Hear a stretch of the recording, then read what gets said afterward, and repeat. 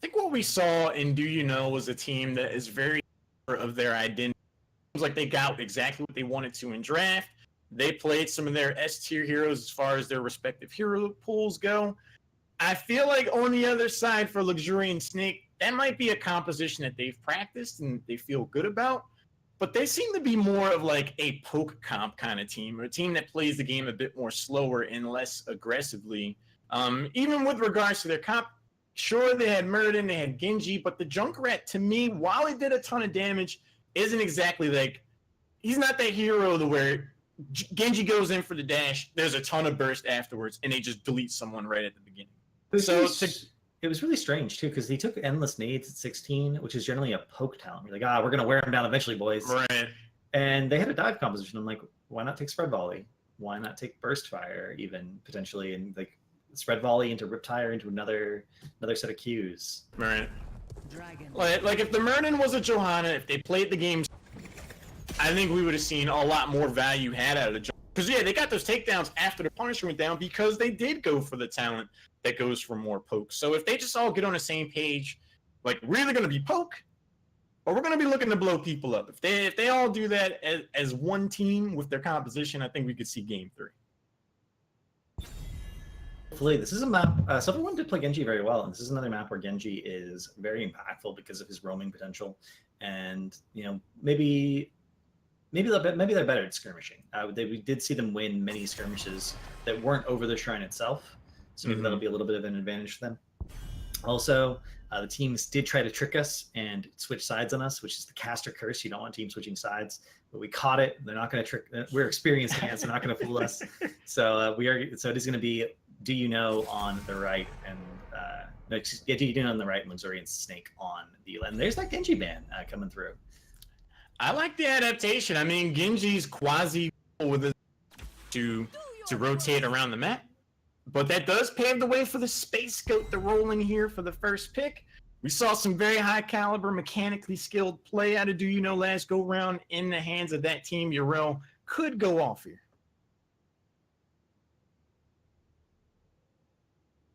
So, for the record, there basically is not a hero that can take top away from Yrel 1v1. So on Dragonshire, the enemy team drafts Yrel, you're like, oh well, okay. We can make you miss soak. We can pick like Rexar or something, and like Nisha can fight over the point, and Rexar can soak the lane. But Yrel will never let go of that point if she doesn't want to. That's her point. It belongs to her. There's nothing you can do to get her off of it. It's hers.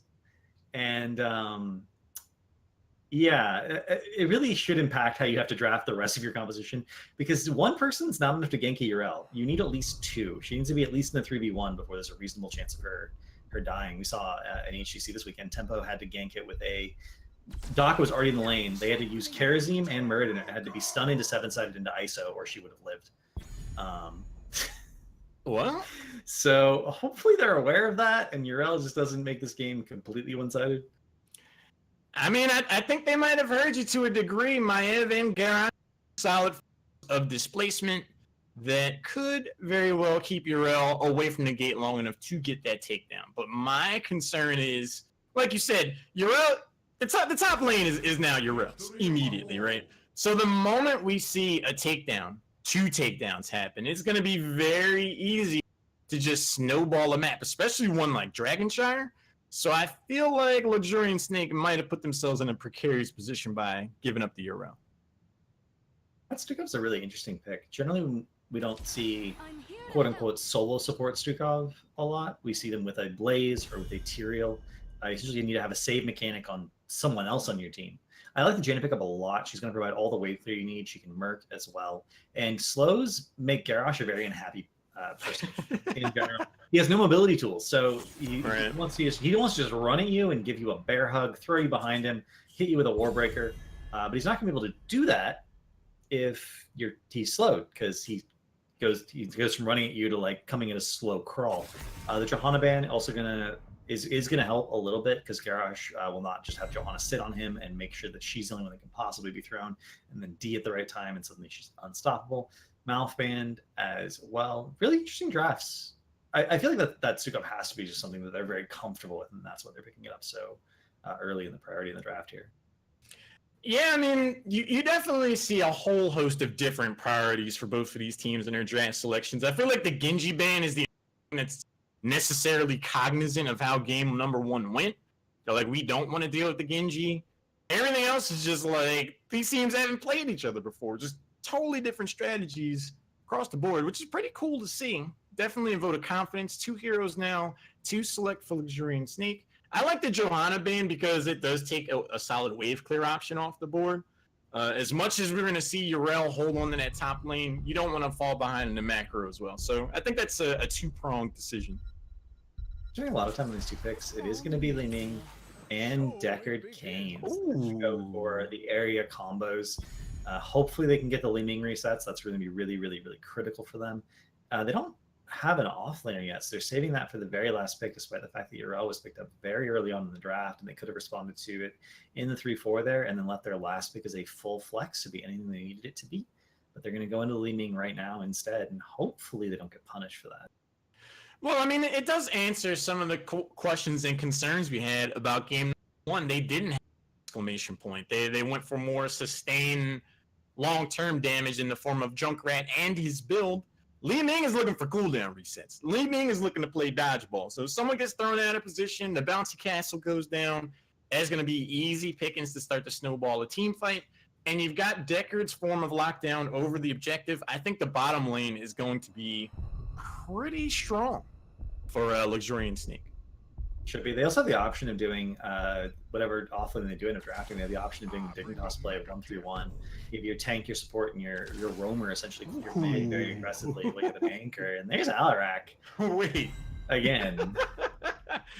This is the second time Do You Know's debated me. Like, all right, we already got this laner. That's going. Oh, Alarak shows up at the back end of the composition.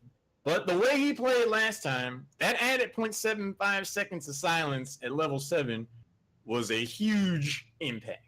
So if I'm on the side of Luxurian Snake, you might have mentally prepared for this, but Deckard's positioning is going to be important. When Li Ming used the teleport, it's going to be important.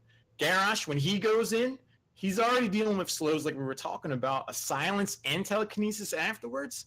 This melee engagement for Maev and Garrosh could be punished hard with this composition. One of the things that we've started to discover about Garrosh is he's a very good wall tank, but he is vulnerable to quite a few things. And it turns out if you have enough pressure on the front line, you have enough mobility to stay away from him, you can actually eventually poke him down. And Alarak is surprisingly good at poking people away, but he's also surprisingly good at displacing people away from you. So he tries to run away. You can actually telekinesis him away from your team. You don't necessarily have to telekinesis him into a combo. Mm-hmm. And it's going to be really hard to engage onto this team with the knockback from ETC, the knockback from telekinesis, the slows from Jaina, the zone control from Stukov, and even the knockbacks from Yrel W in full team fights. It's going to be really, really rough. They do pick the Mathiel up. Mathiel is one of those heroes that if Yrel accidentally cancels any of her autos from Marad's Insight or doesn't get the maximum healing from her Q, can eventually wear her down.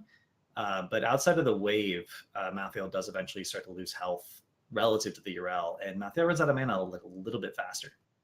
You make some really good points. I feel like the avenue for Luxurian Snake is decidedly slimmer than Do You Know's composition. There's so many different facets to how they play. Power slide, silence. There's going to be a lot for Luxurian Snake to play around, but I do think they could potentially be up to the task. On the left side, we have Luxurian Snake. Star Fox 64 is on Garrosh. Fun Buns is playing Li Ming. Quepico is playing Malthael. Blue 1442 is on Deckard. And Silver 1's going to round it out with Maya. On the right-hand side, we have Do You Know, because you should. We have DYK Hashimer. We have Skio on Alarak. Blake Show on Yrel. Defender on Stukov. And KMR Flex on Jaina. 3, 2, Mr. Flex. Well, we saw both of these teams go at it pretty hard at level 1. Is Luxurian Snake feeling a bit more timid about that? Seemingly not. They're getting in the power slide range. They're getting in the telekinesis range. Star Fox 64 hanging out in the flank. See some potions going down preemptively. Oh, nice backflip from Silver 1. Yeah, Vault of the Wardens is going to be critical in terms of timing here, just to dodge a lot of these CC, a lot of these burst combos. Really encouraging to see that right at the start of the game. We see Hashimer actually stepping up really far to get this glow, but he does have the bump and slide out. He's going to be absolutely fine. And Skio getting a little bit of damage there from his combo, getting a little bit of damage from his E. But everyone's just gonna. That was a tie, basically. Everyone got their globe, everyone got their wave, everyone rotated. But do you know actually feeling like they're under more pressure? They don't rotate through try, they rotate the safe way around. And this is actually gonna mean they don't get back to mid in time because they didn't leave anyone there. I think it's something of a heads-up decision. They had to go into that beat, but they're looking to play it aggressive this time. There's the power slide. It's gonna get involved. A huge root from Decker Kane. Blizzard. Silence goes down. Another backflip from Silver One, but if that power slide's available, no. Silver One's gonna get the dash over the wall. Pretty wily on that Maev so far. That decision makes me question how comfortable DueKnow is on Jaina, because they went for that kill attempt without Blizzard available. Blizzard had just been used to clear bottom wave. Without Blizzard, Jaina's damage combo, especially early game, isn't that good. Like, they're very unlikely to get that kill, and they went for it anyway. They burned power slide. They, potentially missed minion soak in the mid lane, and I'm wondering if they're going to play around that long cooldown. 15 seconds is a very long cooldown when it's your wave clear and your kill control. It's a long cooldown for that. It's a long cooldown for Silence. They have the Wombo potential in their abilities. Power slide into Silence and the Blizzard from Jaina. You can fall asleep at that point because somebody's going home. But if you go for those engagements without Blizzard, you're going to find yourself looking pretty awful. Curious to see how that plays out. But both teams are going to pick up their siege camp. Attention is then turned towards the bot lane. Thrown out of position, ETC. There's the Yank. Still has the power slide. Hits it on two people. Two-person root from Decker Kane is going to slow down the potential advance. Discord strike just misses a wily Silver One. Could be the avenue here for Luxorian Snake. I want to just give a shout out to Hashmarin. He's always, every time he gets pulled into these awkward positions by the Maev or by the Garrosh, using his W to knock everyone away from him and then sliding out. This means there's no possibility of someone popping a CC to interrupt his slide, which can happen, and then he's in a very, very unsafe position. So he's always doing the W and the Q. Very safe on his part. Fun Buns is throwing these balls out here and connecting for AoE splash damage. And could potentially... Oh, hang on. Huge engagement goes in. Skill's like, alright, I might just have to hit... Well, I might have to hearth back. That's another long cooldown. The trait and burst heal from Stukov. So if Blue 1442 and the crew are able to poke that down, to bait that out, to force that out, they could look to go in.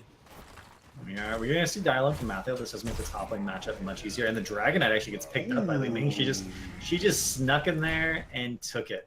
And this is one of those things. This is the reason that a lot of pro teams will say Dragon Shire separates top teams from bottom teams. People talk about Tempo's win rate on Dragon Shire. The reality is that every top team in HGC, Gen G, Dignitas, they all have high win rates on Dragon Shire. And the reason it's such a hard map to play competitively is because the rotations are so important. You have good comms. Comms show you, where people are rotating, what people are doing, are the points being managed, do you need to interrupt mid? And there was just no communication there, it looked like, and mid just got capped for free. Perhaps what we're seeing here, Cav, is the difference of Brain versus Brawn. I think the strongest we've seen, has been in team fights, especially over the objective phase on Infernal Shrines, where resources have to be split pretty often, where you're going to see more skirmishes. So far, it looks like they're starting to struggle, whereas Luxorian Snake feel right at home. So just off of macro rotational decisions alone, we could very well see game number 3. We could, and I'll be really curious to see what map they go to in that case, because if you're a better teamfight team and the other team's a thinking team, you don't want to go to a macro map. You don't want to go to a crystal. You want to go to like a Volskaya. You want to go to a map where you can run it down. Silver One will be able to get out of here with that teleport, with his blink. Power slide not enough to negate that. Taking a quick break from the action of talents as this bottom bruiser camp is getting taken. We're seeing a Yrel build, the Houston Rods inside at 1. We're actually seeing Hand of Freedom at level 4, not going for the heal or for the armor on E for your allies.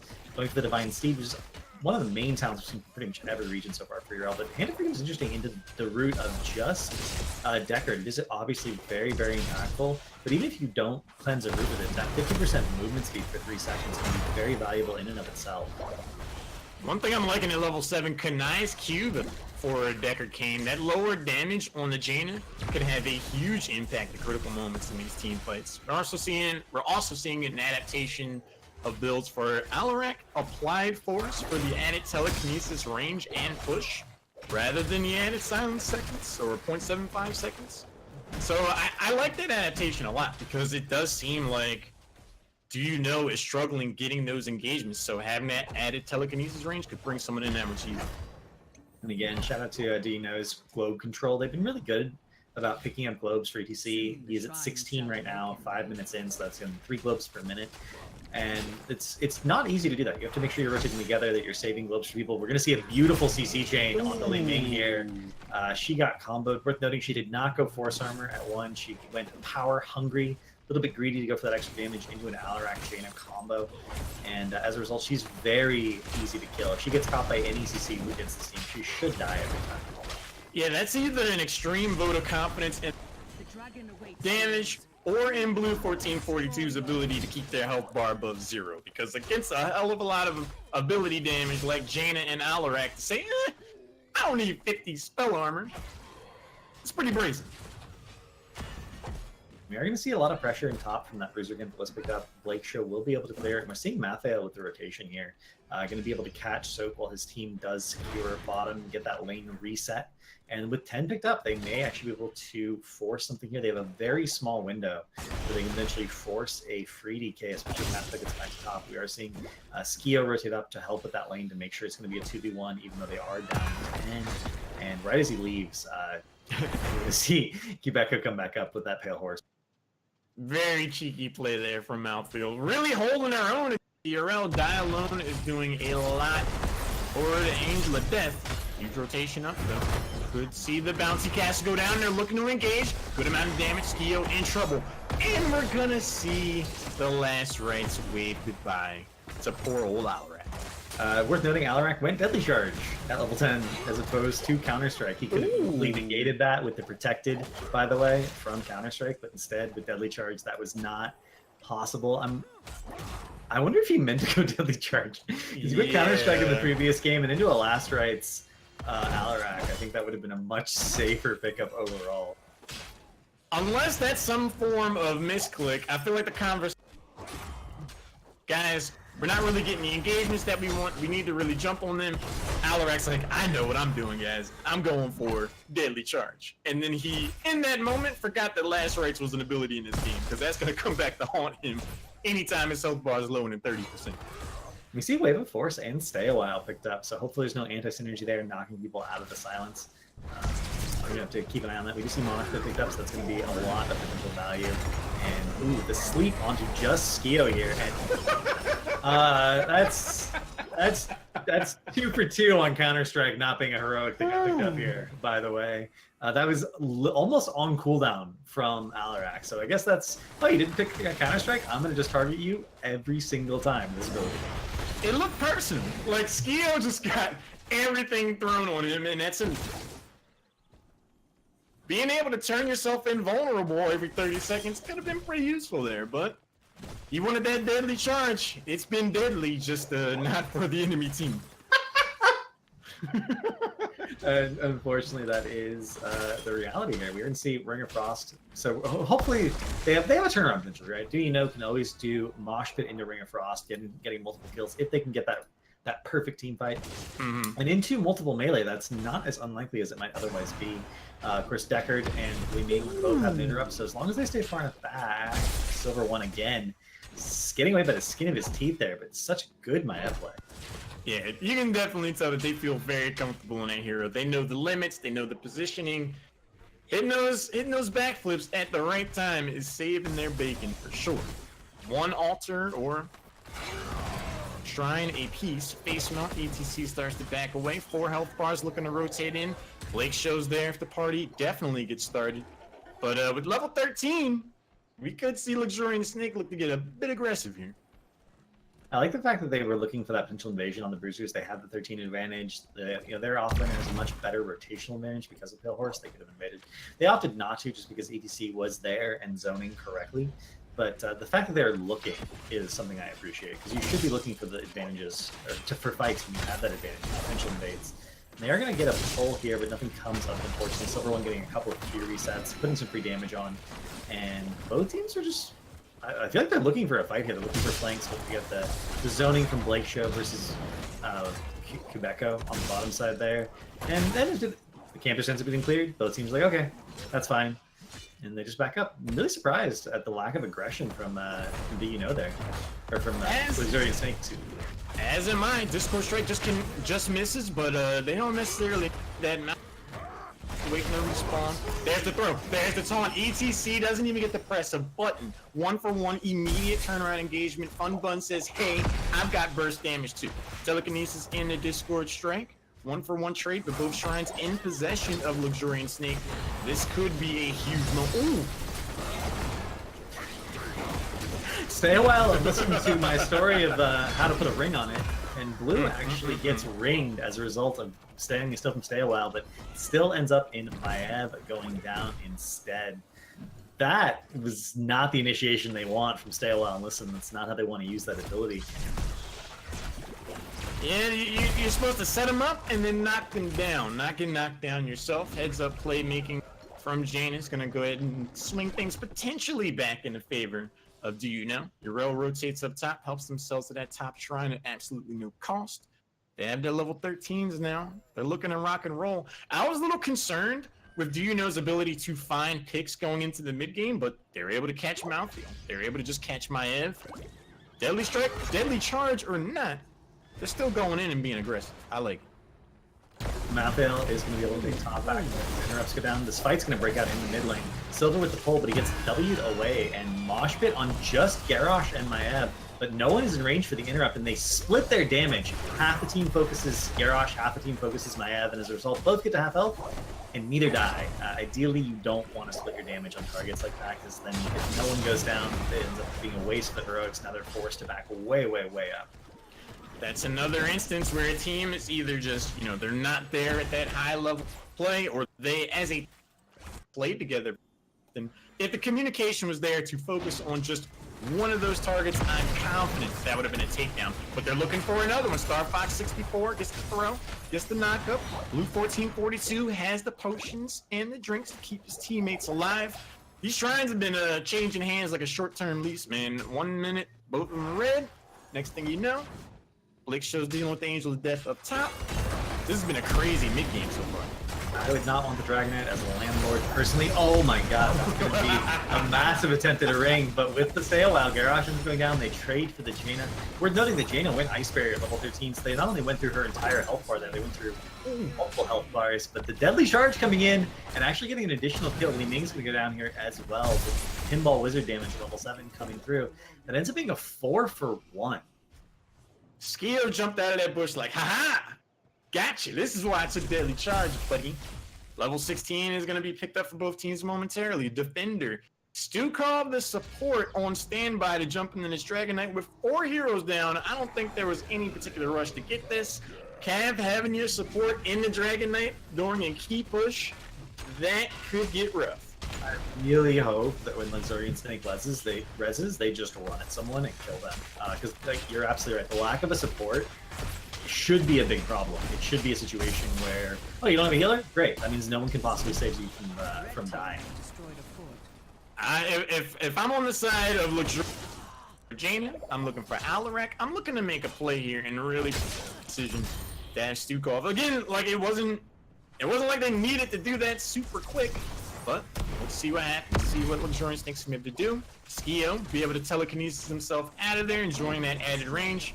Bottom 4 is claimed. It looks like Do You Know is aware of their stature. They get the bottom 4, but they're not looking to be super aggressive right now. Now, they had a window there. Li Ming was out of position and had to use Wave of Force to kill for herself. With Mosh Pit up and an interrupt roll and Mosh Pit down, they could have potentially gone in. Been very aggressive. They didn't want to do that. They wanted to max out the bag of the Dragon Knight. They went for the much safer choice. And we see the gank attempt here on Yrel top. We're going to see the Maev Malthael, but Ardent Defender was used. Last rights got completely negated, and Yrel's going to be absolutely fine. Silver 1, Kubiko starting to back away. Yrel was able to bait 2 heroes to come up top, and Luxorian Snake weren't able to come away with anything. So on all fronts, I feel like that was a victory for Do You Know. That rotation up pretty much allowed that middle keep wall to be exposed for free. Middle lane is now going to look like the precursor to a win condition. If a hero goes down, maybe 2. On the side of Luxorian Snake, catapults at least in the mid lane. We are going to see a bit of a fight over the siege camp. This is a 5v4 currently. Yrel is top, but is just now starting to rotate down. Yrel and Jaina both went armor reduction at level 16, so that Garrosh's armor is not going to be as big a thing to be dealing with here. We see Garrosh throwing people off the point, and they do end up picking up the camp. Star Fox is in a little bit of trouble, but with the knockout, they actually get knocked to safety. That was a dicey prospect all the way around. I mean, everyone pretty much bunched up. Mosh Pit would have looked to do work there. Doesn't happen. Face smoke goes in, so for one and Star Fox looking to re-engage. Blake shows up on the back line, knocks Fun Buns out of the equation. Silence goes into Garrosh. Face melt keeps him in there. There's a potion that goes down. Ring of Frost. Mosh Pit is gonna connect. Do you know it's starting to go off? Mouthfeels first get taken down. Star Fox tries to throw it for the disengagement. Gets a Discord strike through the back of the face. 2 heroes down on the side of Luxorian Snake. This is a really unfortunate position to be in for Luxorian Snake at this point, because Dragon Knight's just coming up. They're not going to be alive as 5. They need to play Ring Around the Rosie for a little bit, out-rotate. But unfortunately, all of their lanes are pushed in, so they have a severe vision disadvantage. Silver 1 is clearing out this top bruiser camp right now. But if Do You Know is on the ball here, they should be able to secure this Dragon Knight 100% of the time. Fun Buns is going to try to do what they can with the poke to slow down this advance, but with 2 heroes down this late in the game, level 20 coming around the corner, outside of some top shelf rotation like you mentioned, Cav, this is looking to be another Dragon Knight going over to Do You Know. We were talking about this game being brains versus brawn. Do You Know were able to find some key team fights where pretty much it was all hands on deck. They struggled in the skirmishes, but when everybody's there, they're looking to play. There's a big delay here from Do You Know. They got both points, but didn't have anyone ready to cap the Dragon Knight. But Luxorian Snake didn't have anyone available to interrupt either of the cap locations. And level 20, they have a level 18 and potentially a game-ending push mid with this keep wall already down. Yeah, that would have been a rough go of it to go out towards the middle part of the map to try to get that interrupt without 20. Stick your neck out there. It could very well get chopped off. A minion wave, Jaina in the Dragon Knight. Can we see Luxurian Snake somehow manage to turn this around? Without that Storm Talent here, they're going to be relying heavily on Fun Buns' ability to hit both. We have seen a lot of multi-man Decker roots this game, and Scroll of Stone Curse has been picked up. So if we see that, that's a lot of damage. It's over 1,000 damage if it hits per target. If it hits multiple heroes, 2 heroes is the minimum. There's a chance. If they can just get that one leaning reset, if they can get the Deckard route, there's a chance that even without that, they'll be able to turn this fight. And we're seeing very slow play for Do You Know here. They get mid-keep, and now they're going bottom. They're like, okay, let's just get this keep too. They're not going to try to end. Skill almost goes down to the full leaning combo. This is some very conservative decision-making from... They have the level 20 advantage. The middle keep went down. I thought they would very well try to go for the advance. But every second that passes, Cavaliers, is going to be another opportunity for Fun Buns to get those cooldown resets that turn this game around. Sure, they got to deal with catapults in the middle lane, but if you're on the side of the Luxurian Snake, you're like, they just gave us another chance to turn this around. They do. They'll be able to get 20 before the next Dragon Knight comes up if they just soak their lanes safely. Obviously, they won't be able to be pushed out too far on the map, but because the catapults made, that lane at least will automatically come to them. And they just have one person soaking safely, hopefully, while they maintain vision control. They don't want to fight over this camp. They don't want to do anything like that. Oh, we are going to maybe get a kick on Skio here. Oh, level 20s. I got both heroics now, baby. That would, for sure. Glad to find that second heroic is Alarak. Lucky to have it. That would have for sure been a deleted hero otherwise. It would have been such a big comeback for Luxurian Snake here, because they would have had some timing window where, yeah, they were still down on talent here, but they had a 5v4, and it would have given them a lot of experience. Not quite enough for 20, but almost enough. And now they're just back in the same situation. They're like, okay, you guys have the map. We're just going to AFK for a while. And again, this camp going to help them a little bit by pushing some of the experience towards them. But hey, man, at least Luxurian Snake tried. A lesser team would be so conservative that they wouldn't try to capitalize on someone potentially being out of position. Just so happened to have Counter-Strike this time. Level 20, 75% of the way there, so long as Luxurian Snake continues to play it passively, soak the lane mid, hang down bot. I don't think they need to go too far for top. Once level 20 comes around, they have one solid shot at winning a team fight and getting to the other side of the map. There's a huge double wave stacking up top that will be pushed into them shortly. Mid is pushed in. They can get 20 off of this mid wave, and after this happens, it's just going to come down to even if Luxorian Snake wins a team fight, they have to go through a fort, a keep wall, a keep, and core. If they don't get a 5-man wipe, and it's not like they have a global, so they're not going to be able to get the Dragon Knight. They don't have great siege potential. There's a chance that they can get a 5-man wipe and still not be able to end the game right away.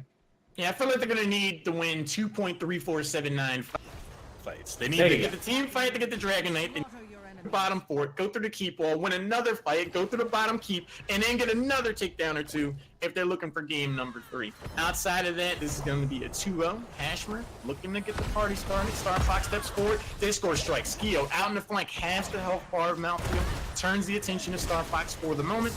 Blake Show trying to get some damage in, going in. Bun Buns, there's the bouncy castle. Ring of Frost goes down. A huge taunt. Stay a while. Story time. Stukov gets shredded off the mat. Mouthfield power slap goes in. Tor Bus is a thing. That's another huge form of CC, but ETC, it's the deck. Fun Bun's in the back at 79 health, but it's not going to matter. The dominance procs plus the Stukov heal, it ends up being a 4-man kill. We saw the two of us come out here. This beautiful play from both teams, but it's just a little tiny bit better from Luxorian Snake in terms of that engage. And even if Malthael died, he did lock in no one can stop death. So everyone is alive for Luxorian Snake, and they're going to be able to cap this Dragon Knight at a minimum. They should be able to get the bottom fort. They might be able to get the keep under these circumstances, maybe if they push it really hard. What did I say, 2.3745, something like that? Yeah, exactly. That's caster math. That's a firm number, guys. That comes from hundreds of analysis of hundreds, no day, thousands of Dragon Shire games. Hey, man, they're starting to do it. They're going to go through 20 seconds before Yrel and Alarak both online. ETC will be back in 9 seconds without Mosh Pit for the moment. Middle fort, foregone conclusion. Likely is also going to be the middle keep wall. They're going to need another set of takedowns, exactly like what they got if they're looking to end the game. But at the same time, 22 minutes is work. Generally speaking, bottom lane is the lane you want to end through on this map, just because there's so much more room in the base to fight once that bottom keep is down. Here, I think, is an admission that they're saying, we're not going to end the Dragon. We can't end the Dragon. The best we can do is get the keep, and that will equalize the catapult pressure, so we don't have to constantly be worrying about catapults pushing in when something happens. They're just trying to equalize. And before the Ring of Frost is going to be able to come in, the rest of the fight spectating it with you and I, Cav, is going in. Blake Show, Hashmer uses the face melt for the disengagement, but with Alarak taken down, they're not feeling too dismayed. We see Luxorian Snake turn her eyes towards the core. The shield goes down 89% and falling. Cavalier, I think they've done it. I think they should be able to. If they just focus core, they got the interrupt on the mosh pit. That's important. That's critical. Yrel ends going down. Ardent Defender had already been used. They're clumping in the blizzard little bits. Oh no! Going down. They just all damage on core. Damage on core. If you're not focusing core, you're doing it wrong. That should be the call on comms right now. 1%, and they get it. Well, it wasn't 2.3759. I think that was close to like 1.9817. Because they didn't get like two full wipes. It was a 4-man wipe and then a 3-man wipe. So it was the 4-man into the Alarak pick into like another hero or two. Yeah, I think that's the closest to 6.5 out of 10 hero kills to turn around a game that's ever happened in the NA Open Division. That was very impressive. We saw Luxorian Snake with their backs against the rope after playing a composition that, in my humble opinion, Cavalier was kind of opposed to how they were looking to play. They shore that up. They lock in the burst damage aspect, and they utilize that to great effect. We saw them use a lot of macro play, rotation skills early on to get an advantage. Once the team fight started happening, though, started the resurge. But they held on to how they played the game. They were able to really win a decisive team fight. They trade Mountfield, who just buys himself back afterwards, for a huge team fight. And then they quite literally run it down mid. I'm impressed. And credit to any team that wins by running it down mid, because that's the way real men play the game. It's just the way it is. Oh man, that means we are going to be going to a game 3. The score is 1-1. Both these teams definitely putting their best out there tonight, trying to stay in the NA Open, and hopefully we're going to get to see, obviously we're going to see one of them move on, but hopefully we get to see another game of that quality go that long with that many interesting decisions by both teams, because it was an interesting game in a lot of ways, and just goes to show you how interesting games on Dragon Shire in particular can be with all the different objectives that need to be controlled at the same time. Yeah, I mean, this has been a very fun series so far. We're seeing two teams that are very committed. Both sides, they have two players that have like their prefix LUX for Luxorian Snake, DYK for Do You Know on their BattleNet account name. So these are squads that are in it for the long haul. I think we might see some rising stars out of this series. We might. It's quite possible. And hopefully everyone watching is having a good time as well. For those of you who are watching, if you've not heard, HeroesHype now has its own Patreon page with a whole host of different tier rewards. And I encourage you guys to go check it out. You can click on the link below. There's the patron tier, which is just like $2 a month. It's not very much at all. There's the friend tier, the rare Hyperion tier. You get to start being in that Rainer class of supporters.